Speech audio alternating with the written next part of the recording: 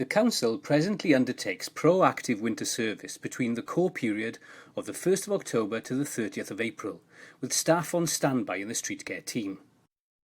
The Council has a winter service provision plan which is updated annually.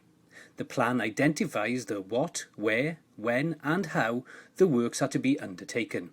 The Council's precautionary salting network consists of all A and B roads, strategic and C roads, some unclassified routes and the 3 mountain roads of the Bwlch, Rhugos and Maerdy.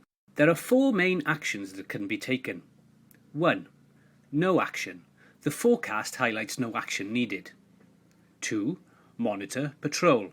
The duty officer goes out and checks condition. 3.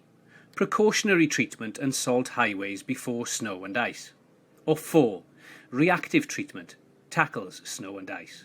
The Council has 10 frontline salters, 10 second-line vehicles with ploughs available, 2 loading shovels, 13 general-purpose vehicles, and 40 plus 3.5 to 7.5 ton tippers, which are able to assist in emergencies.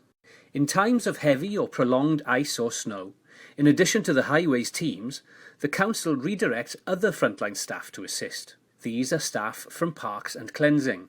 The areas that are targeted are Meals on Wheels outlets, day centres, residential homes, emergencies, for example, funerals and emergency service access, town centres, shopping areas, car parks and schools, though this is not an exhaustive list. The Council maintains approximately 1,250 kilometres of carriageways and 1,450 kilometres of footways.